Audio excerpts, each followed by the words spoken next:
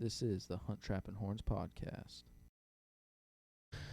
All right, welcome to the first episode of the Hunt, Trap, and Horns podcast, and we got an exciting one today. Talk about the recent mountain lion hunt just had.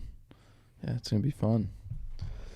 Sweet. So I guess we can just get into it. You got any questions before start this? Not really, man. I'm just excited to get going. It's a pretty crazy story. A lot of people have been following it a little bit on social media kind of over the course of a couple days. So, no, let's dive into it. So, yeah, we're at 1 week from today was when it all happened. So, yeah. So, Dylan wasn't able to make it on today, so we may do another one just to recap from his point of view also in the near future or something. But so it all started last Friday. He was over helping work on this wall right here behind us, and we went out here into the corral and noticed some bobcat tracks that were cruising around, and so I was like, let's go get my trail cam that was still up in the canyon near here and put it up and see if the bobcat's coming in regularly or not. And so we went up to go get it. We went up the road and we're on our way back down, and we got out and there's blood in the road, and we were looking at it and stuff, and there was a bunch of coyote tracks and there was one cat track, and we kept going down the road a little bit and stopped, and my trail cam's probably only 50-60 yards off the road, but it's hidden really well. And as we started hiking in, we got about 20 yards from the truck, and I looked up and this cougar started taking off up the hill, and there's only 60 yards to where my trail cam was, so I didn't have the gun with me. It was in the truck. And so I just was it like perched above you on rock? There was what we didn't know at the time is there was blood there. We didn't actually find the deer carcass, but there was a bunch of blood where it had killed a deer that it was at, and so it started going up the hill and actually entered one little patch where there wasn't any snow, and that's where I noticed it going up. And my first glance, it made me do a double take, and I looked up and just was like froze for a second. It was like, holy, because I've never seen a cougar in the wild before till now, which is crazy. And so I just turned and was like, there's a cougar, and Dylan hadn't seen it, and he was off to my left maybe 5 or 6 feet, and he was just walking kind of in a little of a ravine. And so I just turned. He froze because he didn't know where I was talking about at the time, and so he thought it was maybe like he could have been 50 feet in front of us, it could have been a mile away, he didn't know. And so I just turned around and sprinted back to the truck, got my gun, came back, and of course it had already gone up onto the bench. And so Dylan hasn't even seen it yet. He knows. I imagine him looking like, what are you doing, dude? Yeah. Yeah, he just froze. But we had this similar thing happen before last year when I saw a wolf. We were seeding some skid trails, and I was up above him a little bit and he was down below, and a wolf had come about 70 yards below us, and I just was like, Dylan, wolf. And he was behind a tree where he couldn't see it, and so he froze also and never saw that one also. So we've been in this situation before. So yeah, I ran back as fast as I could, got the gun, came back, showed Dylan where it was, and on our way up, that's where we noticed where the blood was. And so we started tracking it. It was hard because we were in and out of snow and on rocks, and it took us a while, but we went up the hills really steep and rocky as fast as we could to overlook the next bench, and never got a glimpse of it. So we started trying to find its tracks, and it took us probably a good 20-30 minutes to find its fresh tracks in the snow, and it was probably about 100 yards from where I actually saw it. We were able to see a little bit in the mud where it was, but it was really hard to track. And so we finally got on its tracks, and we followed it for 4 hours through a bunch of like nasty caves and rock slides and stuff. And no, didn't really have much hope, but we're just following it. A little closer. Oh, closer. My bad. You will hear me better now? Yeah. Okay. And yeah, we're following it through these rock slides and caves, and it was pretty cool just to watch where it traveled and everything. and picked up a shed along the way, which was cool as well. And just, it was around 1 and we gave up hope on finding it. The tracks were getting harder and harder to follow. And so bailed off back down, ended up getting the trail cam and everything, and came back down to the house. And so it was the next day, about 9:30, I believe it was. I think it was closer to 9. And I was like, I'm going to go up just by myself, go check and see where we saw it the day before. Maybe had came back to that cougar kill or the deer kill or anything. So I went up, hiked in a little bit, sat, looked, didn't see nothing.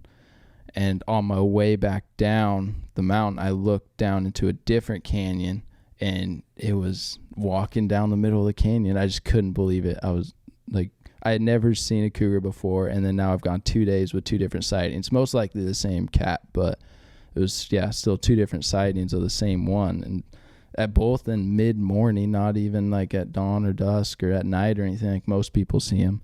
Was there a kill down there, though? Wasn't there? Well, you said there was a deer kill. Well, I'm trying to think of. I mean, you think of deer or something else like that, because obviously I've never hunted for cougar, but like it to be back the same day in the exact same area. I think it was just living there, just based on the habitat. Like it is perfect cat habitat. We, in some of the videos you can see, there's bobcat tracks that on top or right next to the cougar tracks. I mean, there is predator tracks everywhere, just because it's a super predator rich area environment. It's just between the caves and then where the deer are funneling through. It just brings the predators to that area. And so there's been known, I mean, we call it Cougar Canyon where we've seen it at and for a reason. Definitely now, sure. For definitely even more now than before, but just that's what we've called it, because there's just tons of sign in there, and there's been a bunch of cougar sightings in this area in past. And so, so I looked down, saw the cat just walking down the middle of this canyon, and I immediately laid down, shot, and it started going in circles and rolling around and everything. I was like, holy crap, I just hit this thing. Like, I couldn't believe. Not only did I see it, I got a shot, I hit it. It's just unreal. All happened very quickly, I imagine. Yeah. I mean, seconds. Because if I had waited probably another 2 seconds, it would have been behind the tree line, and I wouldn't have been able to see it. Probably 2 seconds. And on the way up the mountain, I had already gone by it. Oh, so you're coming back down. Yeah, I was on my way back down. And the other thing I forgot to mention is when I mentioned that Dylan and I got out, we're looking at that blood on the road. We were within 150 yards of that cougar on Friday and didn't know. It was literally just right over the knob, and we didn't know. And so back to the shot. I shot once. I had figured it was a little low by the way it reacted. And so it was going all crazy, and it gets back up and starts limping away, kind of jog limping.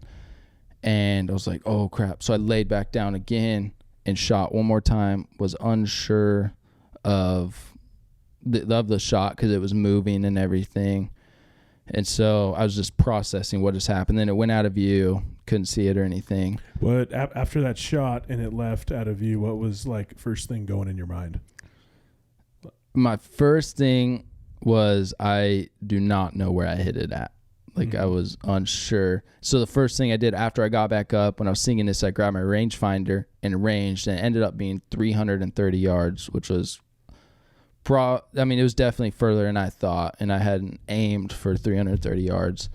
And I'm using Tikka 270 T3, which has been an amazing gun. I've killed a lot of animals with it, from moose all the way down to coyotes, and so I have a lot of trust in that gun. But I usually know I've killed this bear right here at 350 yards, and I had aimed, high shoulder for it and hit it really well, but I hadn't done that for this. And that's when I was like, I knew that first shot was definitely low, and the second one, I didn't even know if I hit it. And so that's what was going through my mind. I was like, I don't know what the shot looks like now, thinking back on it and knowing how far it was. And so I came back, called Dylan. I was like, I told him I had just hit a cougar, because I didn't want him to think that I had shot it and it was down or anything. And his first reaction was, with your truck? And I was like, no, I actually shot one. And, but yeah, I just didn't want to have him lead on and be like it was dead or that I already found it, because I had no idea. And so he came up. It was probably like 30, 40 minutes. We, the closest, easiest access was about a quarter mile farther away from where I had actually shot it at. And so had to hike in that quarter mile, got to where I shot it, and it was all right blood. It wasn't, you obviously could tell it wasn't lung or anything like that, or liver, anything that was, it was going to be dead within 50 yards or whatever. But it was a steady stream. Probably every 4 to 6 feet there was some sort of blood. Okay. And so it wasn't terrible, but it wasn't great also. In the video you can hear me say it doesn't look good. And so we start. It's obviously not like a gusher. It's coming out both sides. Yeah. And so I had lost a little bit of hope when we got to where I shot it at, because I thought with it flailing around and everything after that first shot that maybe, there's going to be a bunch of blood around. And even with it doing that, it wasn't spectacular. So we started tracking it. And it went uphill too, which is a bad sign when an animal gets injured. Mm-hmm. It started going up. And so at this point I was not feeling great about finding it ever. Well, there's probably, a lot of those second, thoughts going through your head, second guessing yourself. Yeah. Yeah, for sure. And, but we were still on blood, and it was pretty warm that day. There was still a little bit of fresh snow in the canyon where it was cold and the sun hasn't been shining at all. So it was easy to track there, but as it started going uphill, we got in and out of snow, which was really hard to keep track of. Was that when I called you? Yeah, I believe I called so. You talking about podcast, YouTube, filming stuff, and you're like, oh, hey, or I think you're texted. Yeah. You're like, I'm on this, cat trail. I'm like, oh, we'll get back to hunting. Yeah. Yeah, and it was later. Just hard to keep on the tracks, but we did. And you could tell in spots where it would stop, it'd get to little perches or rocks and it would stop, and there'd be an okay amount of blood, maybe like 4 to 5 inches in diameter, little puddles and stuff. And then as we keep going, we kind of wrap around this northeast side of the mountain and get to where there's more snow, and all of a sudden we find some like stomach lining, or the fat around the stomach in the blood trail. We're like, whoa, that's like, we hadn't found any of that before, any sign of it being shot there. And I was like, maybe I did hit it on that second shot, but it had to have been low also, because I still wasn't figuring for 330 yards.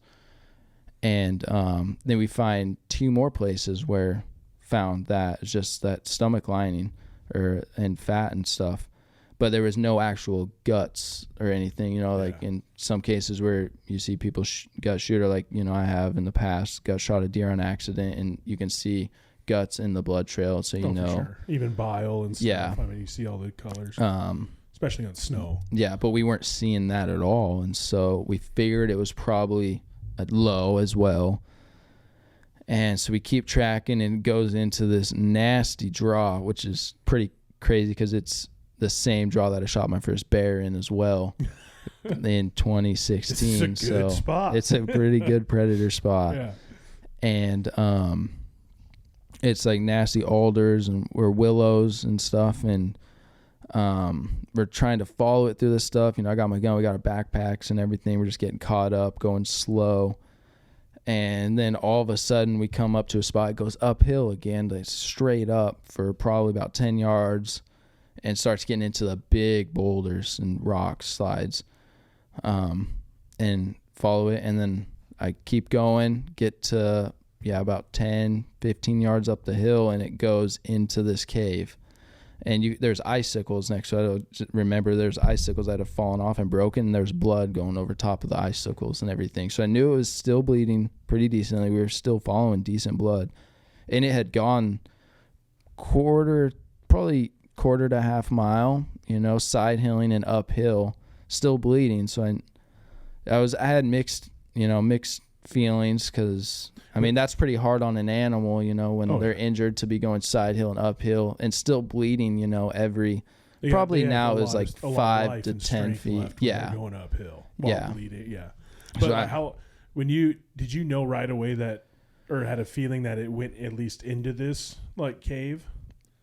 I knew it had gone in, but I didn't know if it was still in because tracking it the day before, it was in and out of caves and there's different exits. And that's what the problem was with this area is the boulders are so big, there's exits everywhere. I mean, it can go in one spot and out others. I mean, even 20 yards away. Yeah. And so we tracked it into that cave and I went up to the entrance, which is actually not the entrance you see in the videos. Where we went in at, but it's just the different spot where it went in, and we were looking, couldn't see anything at all, and so we went up and around, and we're looking to try to find any exits where it came out the other side, because we figured with us tracking it, pushing, you know, we were pushing it, which probably wasn't the best move either, but that it probably skirted out a different way, and we went all around the above and below, I mean, within 50 to 100 yards of this cave to check all the openings and never saw any tracks out.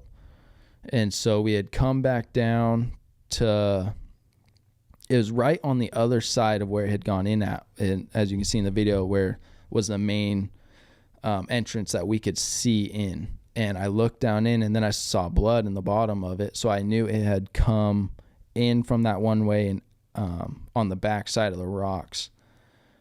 And so we're sitting there, we're listening. I go up above and I'm trying to see any cracks down in. And it was too dark or there's too many rocks and I couldn't see. And so we sat there for probably, I don't know, 30 to 40 minutes listening and trying to think what to do. Cause we were both like, do we look in? Is it dead? We don't know. Or is it alive? And so we just were contemplating. So you took the shot, so there's no drawing straws here, man. Yeah. And so just trying to figure out what the best move is to not get injured, you know, but to also recover the cow. We don't want it to go to waste or anything. Mm-hmm. And finally I started sneaking in, and we really weren't prepared. Well, how did you get to the point of like, all right, I'm just going in? I actually called a buddy and talked to him, and he was like, you know, people do it all the time and don't get attacked and everything. And I was like, yeah, that's a good point. Jump off that bridge, like, bro. Yeah, game wardens, you know, go under decks and get them out for people and stuff. And so I was like, yeah, I mean, that was a good point, but also some people do get attacked. So, but I was like, I really didn't want it. What I wanted to find do you it. want to be? Yeah. And so I started sliding in, and I only had my phone as a flashlight. We were really not prepared for this. This is the real truth about hunting. Yeah, we were so like jacked up on adrenaline and everything when I had called them that we weren't thinking straight. We were just so excited that something actually happened like this. So I started going in, and when you go into the cave, there's this opening that goes down below where it had come in at, and then had gone up, continuing underneath the cave. And so I looked down there, you can see the blood where it came up, and then if I look to my right, there's like a vertical rock in the back, and I could see blood on that. And it's about, you know, from me to you away in there probably. I mean, just a couple feet. And I'm looking, and there's one other hole that's in between these two spots. It's only like an 8 inch by 10 inch hole, 10 inch by 12 inch. It's not that big. And so I was looking there and didn't see anything. So as I'm sliding in, and I'm just trying to figure out how the blood is on that vertical rock and where it could have gone. Cause it looks like it's a vertical rock and there's the top of the cave. Like, I don't know where it could have gone. And as I slide in and look, I see that the rock actually stops and extends back. And right as that happened, the cat's face dropped down from that, still alive and looking at me. And I was only so far down. I could only see its mouth, but it had looked down to see me. And as soon as I saw it, I was like freaked out, got back out of there really fast. How close were you? Probably from probably a little bit closer from you to me right now. So you're 3 to 4 feet. I estimated 4 feet yeah. So like if we both would have put our arms out, we definitely could have touched easily. Yeah. Yeah, definitely probably within that 4 feet mark. And so I jumped back out, and it was just like, he's still alive in there. And so, and at that point, I wanted to kill it, but it was a bad spot because it was actually up above me, and it had to, if it was to get shot, it was probably gonna come back out, and it was gonna be on top of me and out, and hopefully it wasn't gonna get me. If you're lucky, it runs over the top of me going. and goes out. Yeah. But I was like, it's not worth the risk at this point to do that. And so we talked about it, contemplated. I tried sneaking. Both of us tried going in to see if we could get a different angle to maybe get a shot off.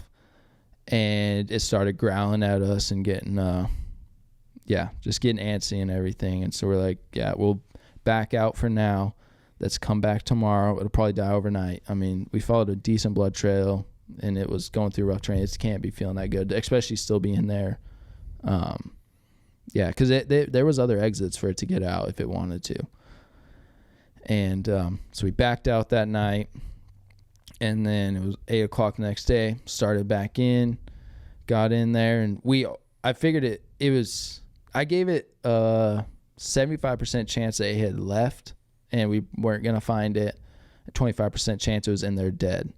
And I mean, we even talked about that, and like, obviously we were hoping it was still going to be there, you know. But like, I was like, if it was still alive, after being pushed that much, especially 4 feet away, it has to be at least crawling out somewhere else, trying to find at least a nearby cave. Yeah. That's what I was definitely thinking, is it was going to go somewhere, and my worry was we weren't going to be able to figure out where it went. And so we get back there, and I wasn't as nervous this day because I figured if it was in there, it was gonna be dead because it was in there all night bleeding.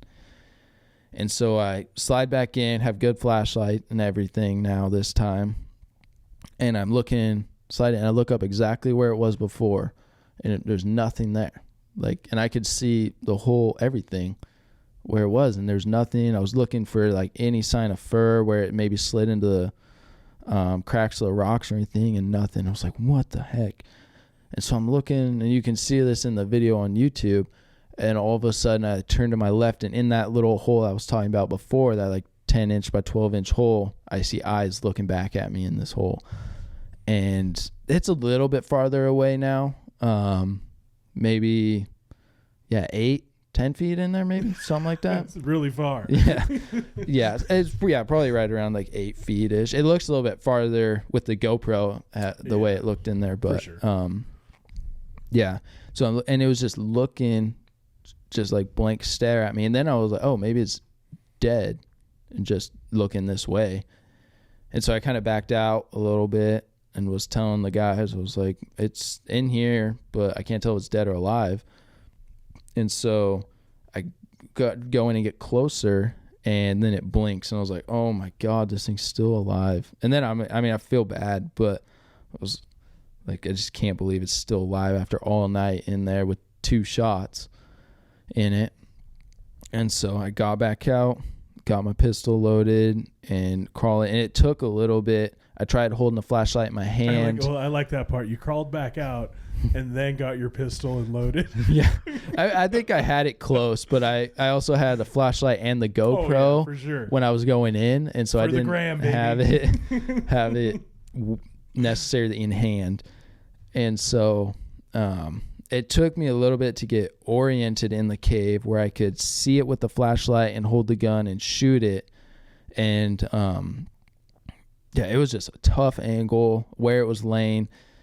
And I figured I was just going to shoot it just right between the eyes was what I was trying to do, just get it killed. And with the angle, I was holding it with one hand. I wasn't necessarily like looking. I couldn't get my head to look straight. Where I could get my gun to look in that hole, I couldn't get my head to look down. It was tight. Yeah. It was really tight. And so I just held as close as what I thought it was to his head and shot. and got out of there super fast. 'Cause I didn't know if it was going to try to come out.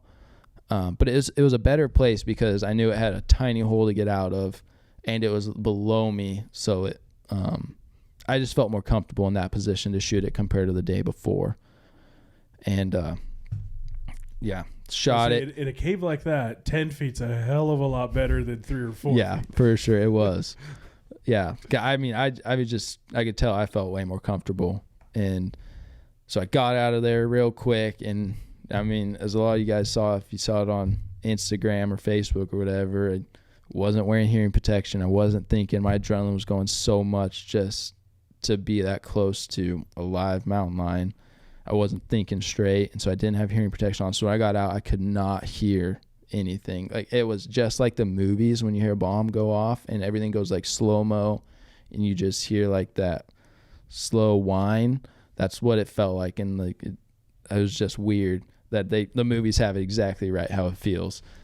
And so I couldn't hear for a minute, and then I started getting it back a little bit better, but it was still ringing pretty good. And we heard it in there starting to rustle around, and we all got ready. We're like, it may be coming out.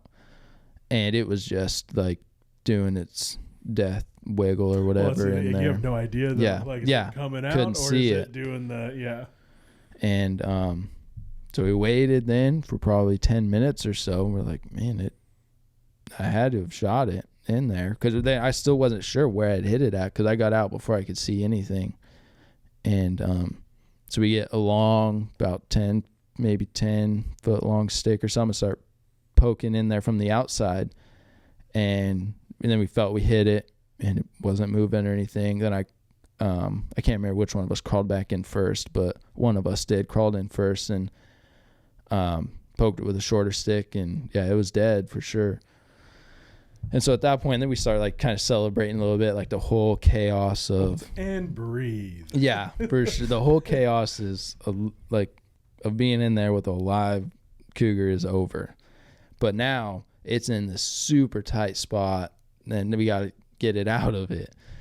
And so we put rope on the end of a stick and try to get over its leg and pull on it, but it kept slipping off, and we messed with it for a while and through that little hole to try to get it out. And finally I went in and had gone up where I saw it the first day, where its face dropped down, and then dropped back down the backside of a different rock where I could then reach it, and pulled it closer to us and put a rope on it and gave it back out to Dylan, and they pulled it out through that little hole. We're able to actually get it out through it. Thank God it hadn't died overnight, because then it would have, I don't know how we would have gotten it out if it would have been in rigor mortis. And so because since it was soft enough, we were able to like pull it out, and it was able to maneuver its way out, even though it was still really tight to get it through there.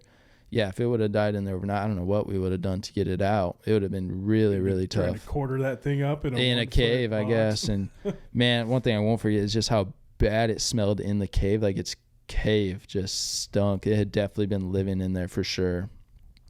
And so fine, yeah, they pulled it out, got it out, and then that was like, man, we really started celebrating, because we were kind of wondering for a little bit if we were even gonna be able to get it out of this cave. And then that would have really sucked to have it go through this process and not be able to retrieve it. I would have felt really, really bad. And finally got it out, took a bunch of pictures and everything, and it was just like setting in that I had just shot a mountain lion, without dogs, got it bait up in the cave in the whole process, didn't get injured in the process. It was just all like settling in, and just feeling so lucky and grateful that I actually got it. Kind of the flood of feelings of just like, oh, thank God. Yeah. Yeah. It's done. So I know, there was some family members that weren't thrilled with my decision to go in there with it, but they were thrilled until you told them exactly how you got the cougar. Yeah. Yeah, it was just so exciting, and there's nothing that I've ever hunted that has like made my adrenaline go like that or feel like that before. Is just because every time like you come around a corner, you're like, is it in this tree? Is it under this rock? Where is it hunting me now? Like, You just never know. Chances, I mean, weren't high that it was doing any of those things, but you never know when you're dealing with cats like that. It's probably even the first day you saw it. It's sitting up there looking at you, and you're just like, you have no idea. Yeah. Like, how many times have you gone up there, and probably all these predators are looking at you. Oh, hey, there he is again. Yep. You have no idea. Oh, I'm sure it was watching us a good chunk of that first day on Friday, and we had no idea. Yeah, just like us being within 150 yards, had no idea. And even when it was in that cave and we thought it was probably in there, we still weren't 100% sure. And we were within, 15 feet of it that half an hour while we were standing outside and weren't 100% sure it was in there. And it was. And it was within, it was within 15 feet of us that whole time. And yeah, it's just a crazy experience. And it's definitely one I'm never going to forget. And I just never thought it would. I've spent a lot of time in the woods, different places, and I've had 2 different sightings of things at night that I'm not sure what they were. It was just at the end of my headlights, and I couldn't tell you what it was. But I've never been able to confirm that I actually saw a cougar before, and so to actually see one, shoot it, and yeah, it was awesome. And so now you got it out, happy pictures. Then what? So then we were we were still in that pretty nasty canyon. So Dylan and I just tied rope. He tied one rope to the back end, and I tied one to the front end, and we just kind of maneuvered our way out of there on top of snow. It was just like a sled, and got out back to where we could get a vehicle to, and then got a vehicle in there. Yeah. And brought it down. Yep, brought it down, and yeah, people came over and looked at it. I did. You told me, and I'm on the way. Yeah. Yeah, it just doesn't happen very often, I mean, in my, I don't even know if I have anyone in my family that's killed them before here.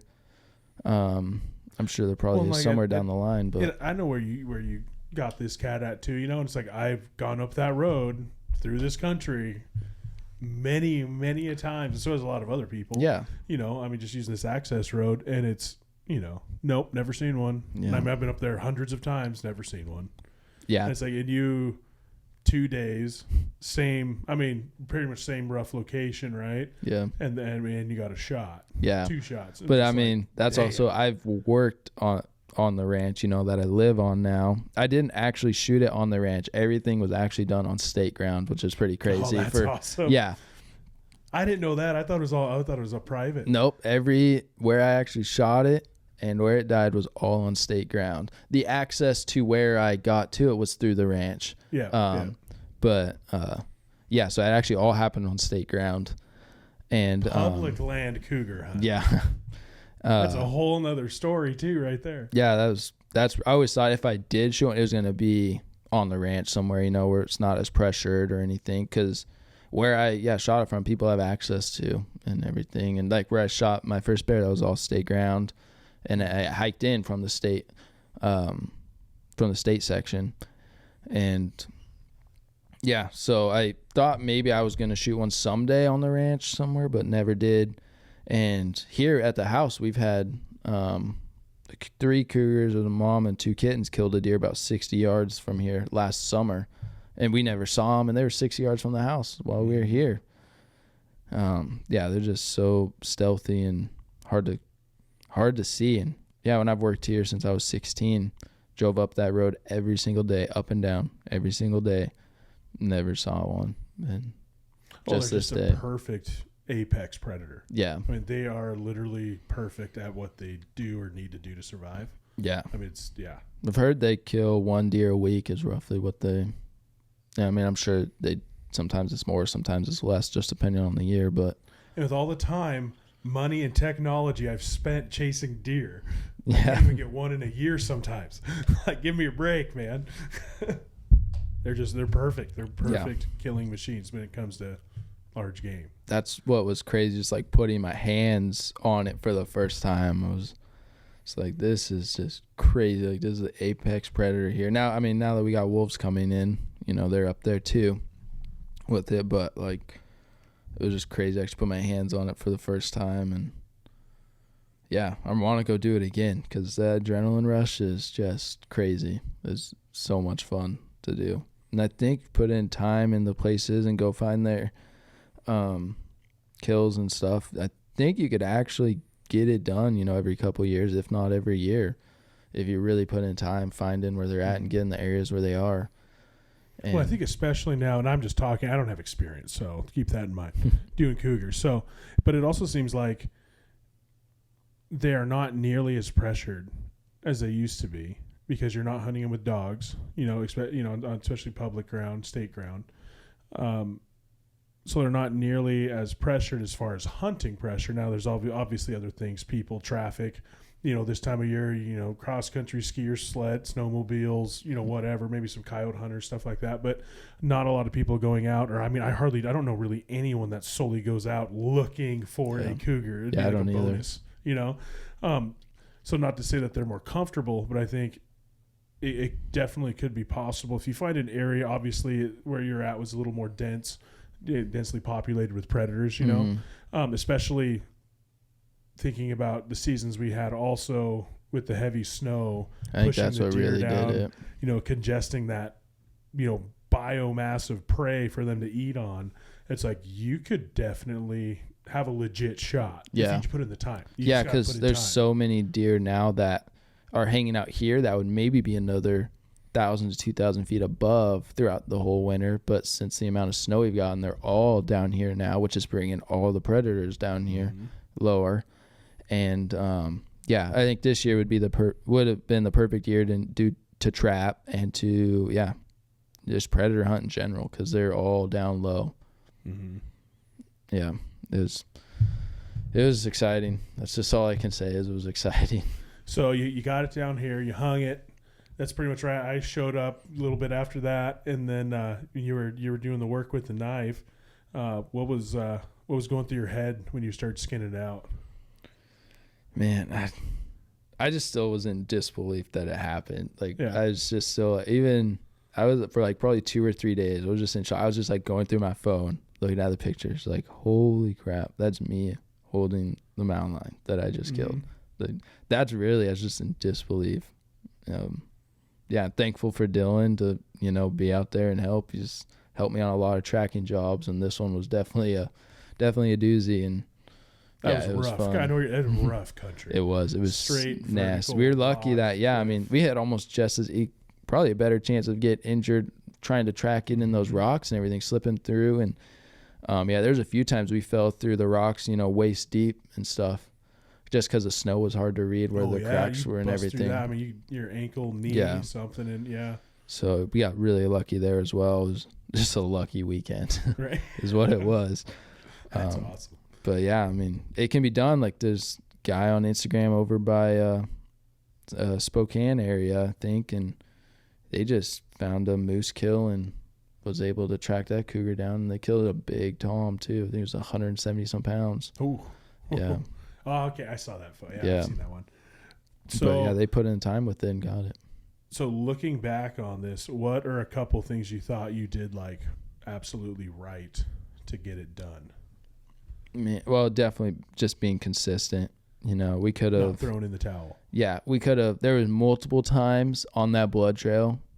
I think we easily could have given up hope and just bagged it and been like, "There's no way it's gonna happen."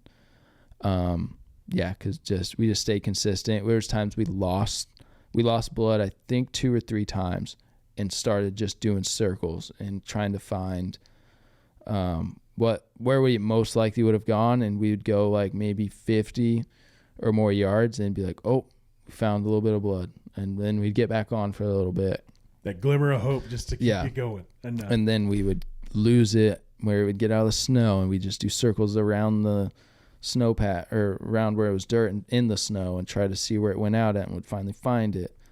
So I think that was definitely a big key to being successful in this, because we could have given up for sure on it and not had hope, and it just would have died in that cave, and wouldn't have that just been upsetting, just like it is to lose any animal. So it makes you feel like it's a waste of a kill. Yeah. Well, and then I know I got to commend you for that one too, because I know a lot. I personally know guys that would, excuse me, that would they would have. I mean, because it is rough terrain where you guys were. That is a rough. I mean, it's a face that is just staggered rock cliffs, snow, ice.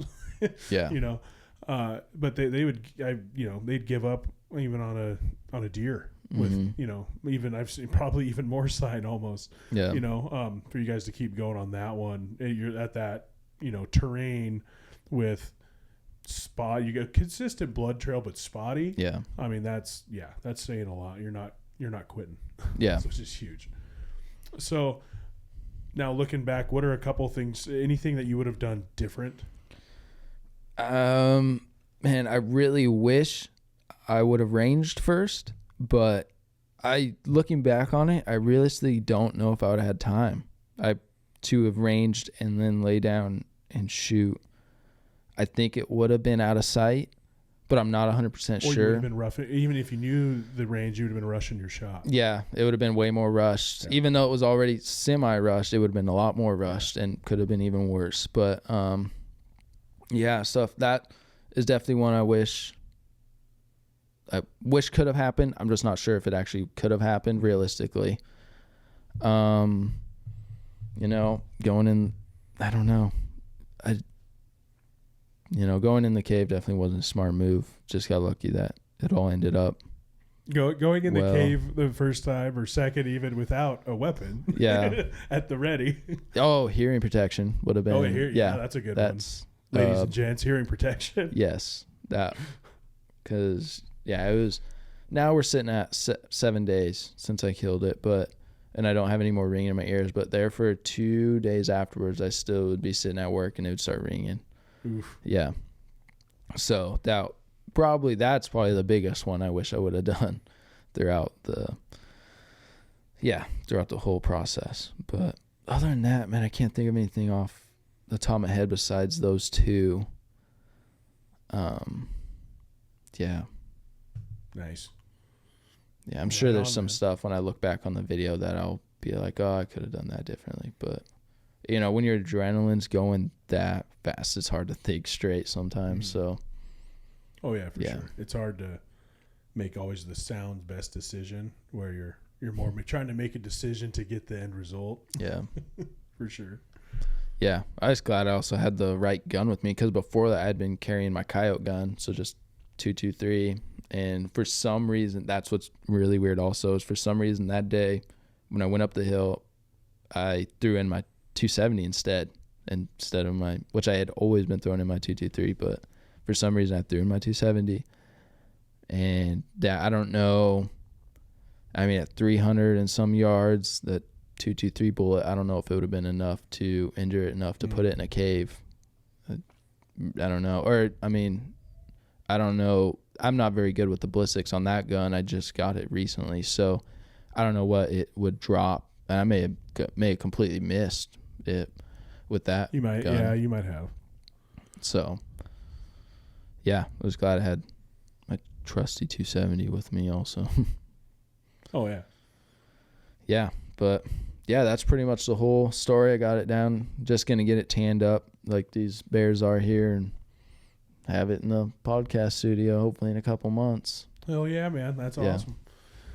Well, congrats. Yeah, thanks. It was glad you're still here too. Hey. Yeah, me too.